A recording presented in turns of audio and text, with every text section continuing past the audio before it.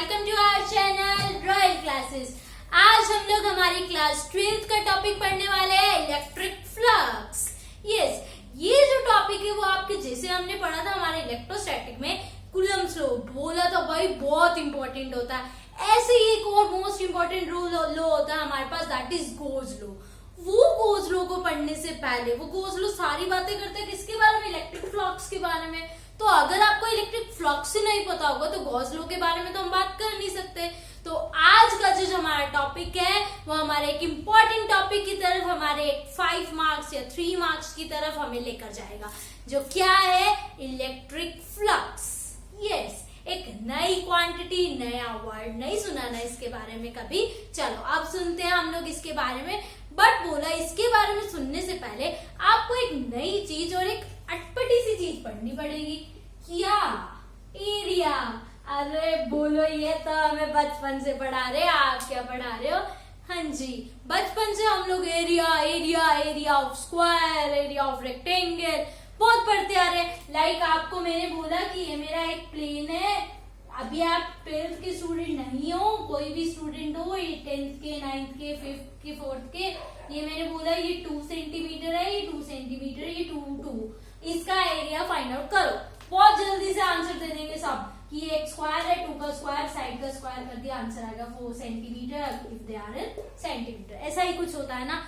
अभी तक जो हमने एरिया पढ़ा है वो पढ़ा एरिया जो है वो कौन सी क्वांटिटी है, scalar. Yes, area only depends on the magnitude. अभी तक हम बात कर रहे थे सिर्फ किस चीज की, कि एरिया हमारे पास क्या है, स्केलर है। आपने बोला अटपटी चीज, तो अटपटी चीज क्या है यहाँ पे कि एरिया, अब से हम क्या देखेंगे, हमारे एरिया एक वेक्टर क्वांटिटी है। Yes, now we are dealing with area vector. हम लोग किसके बारे में बात करेंगे, एरिया वेक्टर के बारे में बात करेंगे। अभी तक जो आप पढ़ते आ रहे थे वो एरिया स्केलर के बारे में बात करते हैं। अप टू 11th आप बहुत सही पढ़ के आ रहे हो भाई, एरिया एक स्केलर क्वांटिटी है, सिंपल सी कैलकुलेशन होती है और निकल जाता है ना। अब हम क्या बताएंगे, एरिया जो है वो क्या है, 12th वाले बच्चे क्या कहेंगे, एरिया क्या होता है, वेक्टर क्वांटिटी होता है। पहली बात ये चीज याद रहेगी, area is a vector quantity, मतलब मैग्नीट्यूड तो देगा ही देगा, साथ ही साथ ये क्या देगा, उसकी डायरेक्शन भी देगा। Yes, magnitude as well as its direction. तो मैग्नीट्यूड दे दिया उसने, डायरेक्शन नहीं दी है। तो हम क्या सीखेंगे कि इसकी डायरेक्शन, किसी भी स्केलर को डायरेक्शन कैसे उसकी बता सकते हैं, कि उसका मैग्नीट्यूड हमें पता था, हमें उसकी डायरेक्शन के बारे में नहीं पता था। डायरेक्शन के बारे में पता होते एरिया कौन सी क्वांटिटी बन जाएगी, यस, एरिया एक वेक्टर क्वांटिटी बन जाएगी। तो हमने क्या देखा, हमारा जो एरिया जब भी हम निकाल रहे थे वो हमेशा क्या आ रहा था, जैसे अगर ये YZ है तो आंसर आता था 4i कैप। यस, आई कैप किसके लिए लगता है, एक्स एक्सिस के लिए, मतलब उसका जो डायरेक्शन है, उसका जो हमारे पास आंसर आएगा वो किस में आएगा, एक्स एक्सिस में आएगा। मतलब क्या हुआ यहाँ से कि एरिया एक वेक्टर क्वांटिटी थी जिसने डायरेक्शन भी आपको बता दी। मतलब मेन चीज कि एरिया वेक्टर बनाने के लिए हम क्या कहेंगे, कोई भी सरफेस है हमारे पास, उसका परपेंडिकुलर ड्रॉ कर दीजिए। वो परपेंडिकुलर, वो normal to the plane, perpendicular to the plane, कुछ भी आप कहिए, ये आपको क्या कहता है कि ये आपके पास क्या है, एरिया वेक्टर है। पहले हम लोग मान लो एस डिनोट कर रहे हैं, अब हम कैसे डिनोट करेंगे, S arrow with unit vector, मतलब उसकी डायरेक्शन भी है।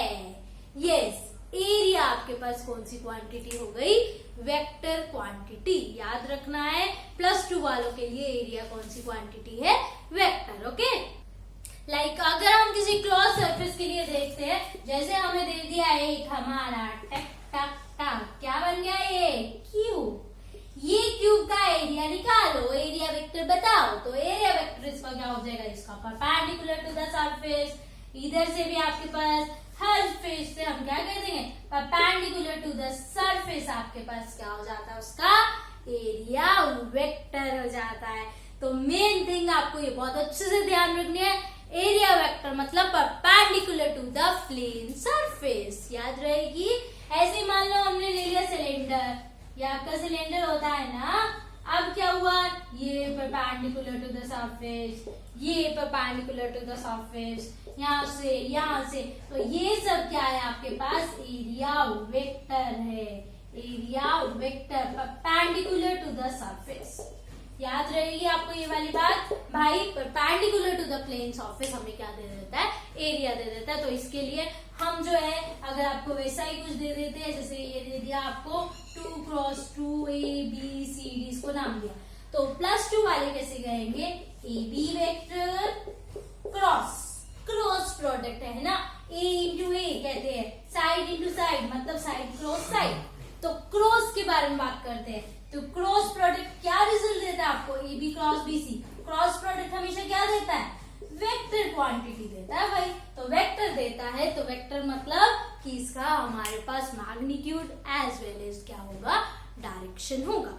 इलेक्ट्रिक फ्लक्स जो हम पढ़ने वाले, इलेक्ट्रिक फ्लक्स इंपॉर्टेंट थिंग, उसको पढ़ने से पहले हमें ये सीखना था, क्योंकि इलेक्ट्रिक फ्लक्स जो हमें बात करेगा वो क्या कहेगा कि भाई एक क्लोज सरफेस होना चाहिए, उसका एक एरिया का वेक्टर होना चाहिए, देन वो अपनी कहानी बताएगा। ठीक है, तो अभी हम सीखते हैं इलेक्ट्रिक फ्लक्स एक्चुअल में कहता क्या है आपको। ओके, तो हमारा इलेक्ट्रिक फ्लक्स क्या कहता है, एक कोई भी आपका प्लेन सरफेस है मान लिया हमने, ठीक है, इस प्लेन सरफेस के अंदर, ठीक है, प्लेन सरफेस के अंदर कितने total number of electric field line cross हो रही है normal to the plane surface. ध्यान रखना है, total number of electric field lines. क्या कहता है आपका इलेक्ट्रिक फ्लक्स, ध्यान से सुनिए, total number of electric field lines, total number of electric field lines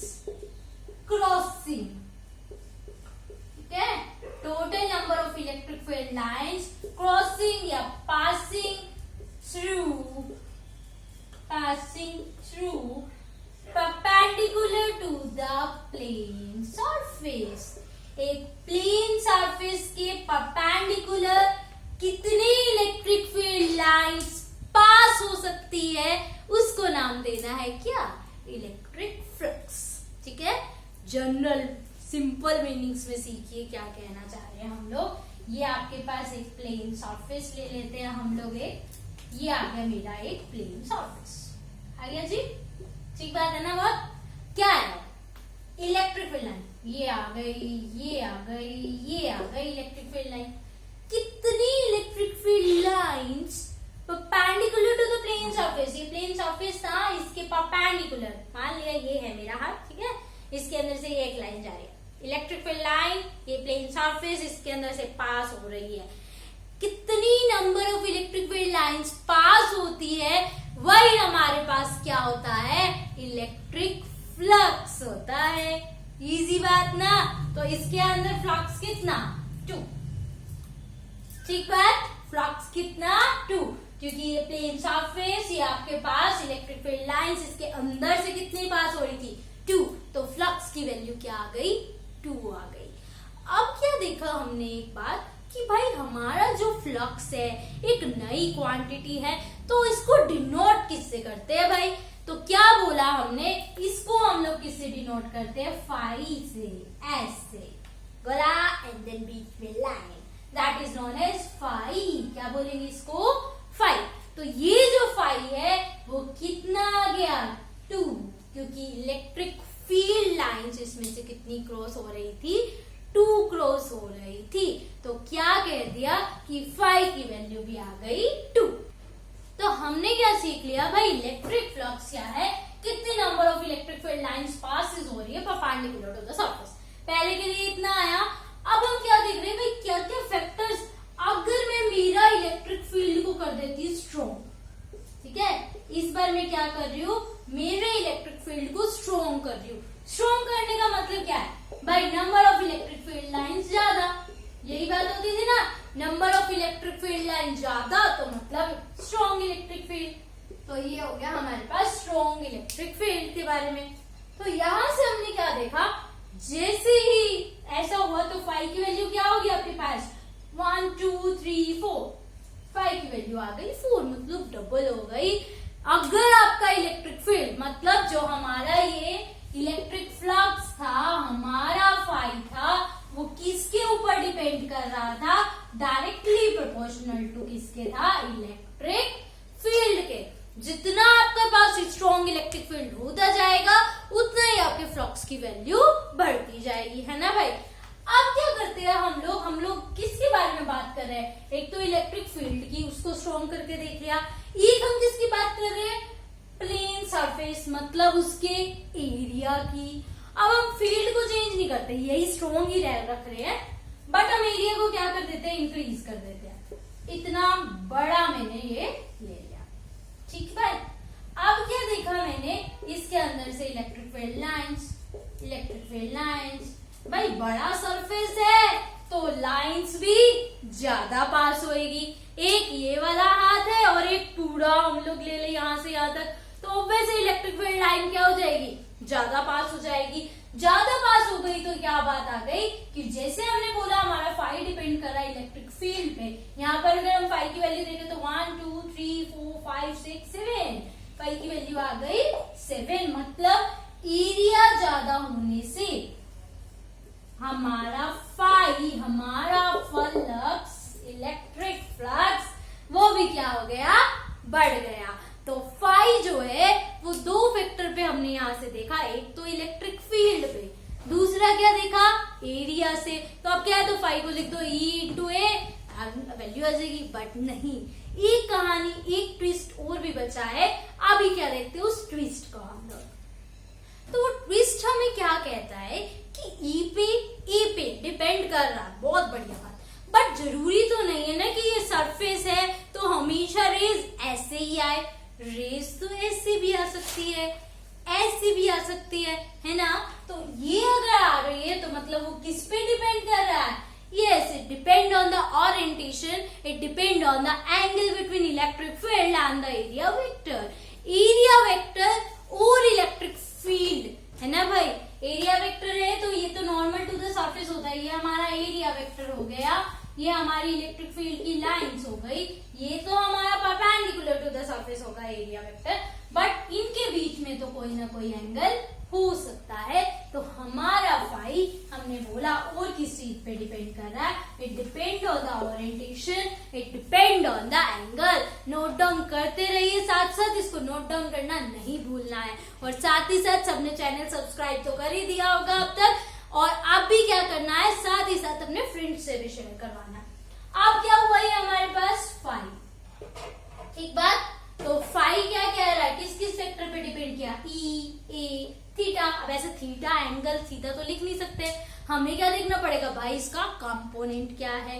तो क्या देखते हैं हम लोग, हमने दो चीजें सीखी है हमारी पूरी क्लास 1 में, एंगल के साथ वाला कॉस कंपोनेंट, एंगल के बिना वाला साइन कंपोनेंट। ऐसा ही है ना, दो ही चीजें सीखी है। चलो सीखिए बहुत सीखिए, ठीक होना है। तो क्या आया हमारे पास, हम तो इसी वेक्टर की बात कर रहे हैं परपेंडिकुलर, तो ये अपना निग्लिजिबल हो गया, ई की जगह हमारे पास क्या आ गया, ई कोस थीटा इंटू ए। तो फाई यहां से क्या बन गया, ई ए कोस थीटा। ठीक बात। एरिया को और क्या लिख सकते हैं अगर हम, क्योंकि ये पूरे को लेकर निकालने में थोड़ी डिफिकल्टी होती है तो हम क्या कहते हैं, छोटू ले लेते हैं, ds dA कुछ भी लिख लीजिए, ई ds कोस थीटा। ठीक है, कौन सा प्रोडक्ट है, स्केलर। तो याद रखना है कि हमारा इलेक्ट्रिक फ्लक्स जो है वो एक स्केलर क्वांटिटी है। कौन सी क्वांटिटी है, स्केलर क्वांटिटी है। तो फाई की वैल्यू आ गई आपके पास E डॉट ds, या फिर इसको क्या लिख देंगे, E डॉट a। क्लियर है ना बात। फाई जो आपका इलेक्ट्रिक फ्लक्स है उसकी वैल्यू हमारे पास, ये नोट डाउन कर लेना फॉर्मूला, बहुत न्यूमेरिकल में आएगा, E dot ds, E ds cos theta या फिर E डॉट a। ओके, तो यहां से हमारे पास मैथमेटिकल फॉर्मूला आ गया है हमारा फाई का, E dot ds, E ds cos theta, E dot a, E a cos theta. और ये कौन सी क्वांटिटी है हमारे पास, it is a scalar quantity.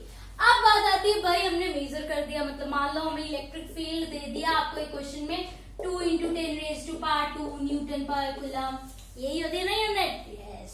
Area दे दिया मुझे 2 मीटर स्क्वायर, ठीक बात। फिर एंगल दे दिया मुझे कि एंगल बन रहा है उनके बीच में 0 डिग्री क्योंकि सेम है, तो फाई निकालो। तो मैं क्या कर दूंगी EA cos थीटा, ऐसा ही करते हैं। E की वैल्यू 2 × 10⁻²², एरिया 2 cos 0, वैल्यू क्या आ गई 4 × 10⁻², cos 0 is 1। डन है ना। अब बात आती है इसकी यूनिट की। भाई ये मेजरिंग करना तो हमें फॉर्मूला ने सिखा दिया, यूनिट की बात तो रह गई। तो यूनिट क्या हो जाएगी यहाँ से, इसकी क्या थी न्यूटन पर कूलम, इसकी क्या होती है मीटर स्क्वायर, तो Newton metre square per coulomb. हमारा इलेक्ट्रिक फ्लक्स फाई जो स्केलर क्वांटिटी है उसकी यूनिट आपके पास क्या आती है, Newton metre square per coulomb. Note down कीजिए क्योंकि कई बार यूनिट से आपका क्वेश्चन बन जाता है। Name of physical quantity whose unit is newton metre square per coulomb. ठीक बात। ये पूरा कंसेप्ट हमारे पास किसका था, इलेक्ट्रिक फ्लक्स का।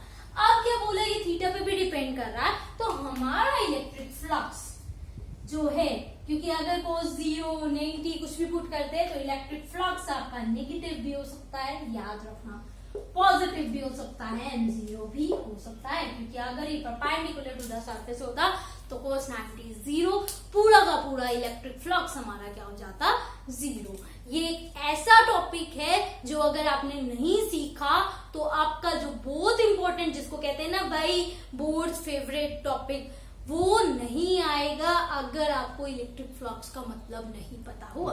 तो आपने फटाफट से ये वीडियो को लाइक कर देना है, कोई डाउट है तो कमेंट बॉक्स में डाल देना, और अगर किसी को भी किसी भी तरह की क्वेरी है, कोई नोट्स चाहिए, आपको कुछ भी चाहिए, फटाफट से कमेंट बॉक्स में डाल देना। ओके,